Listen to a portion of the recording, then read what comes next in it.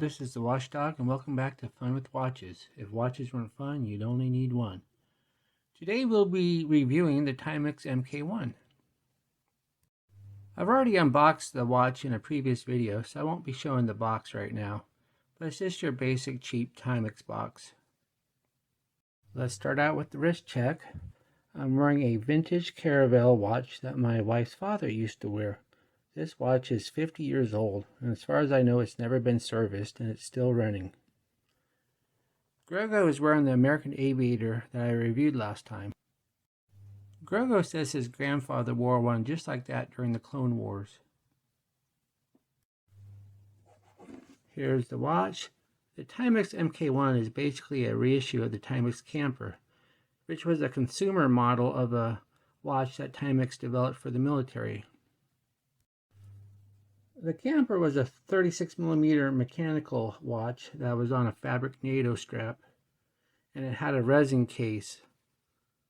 The MK1, though, is a 40mm quartz model with many different colorways, straps, and case materials. MacGyver wore a Camper on his TV show for 3 seasons, so the MK1 is often called the MacGyver. I'm not sure if all MK1s are called MacGyvers or only the ones that look like the one that MacGyver wore, but this is fun with watches, and I think it's fun to call it a MacGyver, so I'll keep calling it a MacGyver. This MK1 looks like it's made of brass, but this is actually stainless steel.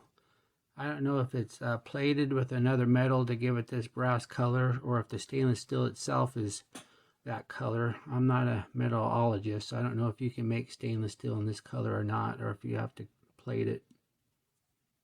Once again, the Camper was a mechanical watch, but this is a quartz watch. And nice thing about having a quartz watch is since it's a Timex, you have Indiglo.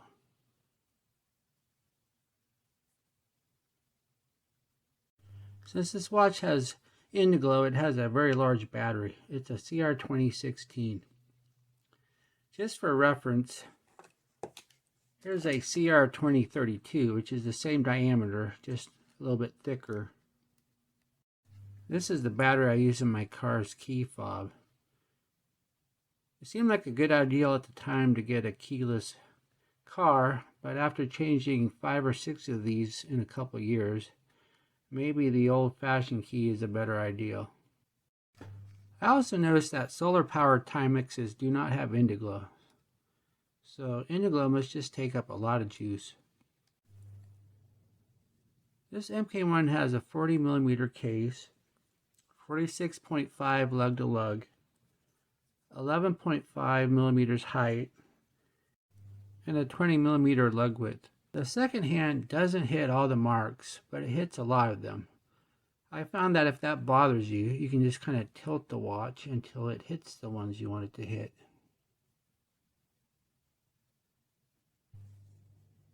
The face has military time on the hour markers in case you have difficulty adding 12 to your numbers. It has a domed acrylic crystal, which has quite a dome on it. Look how thick it is.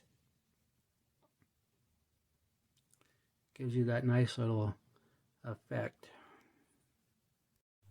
The leather strap has quick release, which is great for changing straps, but kind of annoying if you want to put it on a NATO, because then you have to find some new spring bars to put on the NATO strap.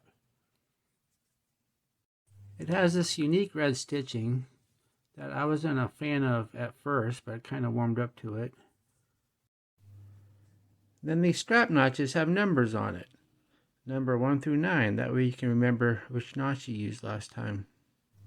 Here is the watch on my 7.5-inch wrist. As you can see, I am in notch number 5. That gives plenty of room for a smaller wrist or a larger wrist, as there's at least a good inch on each direction. So this watch should fit just about anyone. The watch doesn't have any lume at all.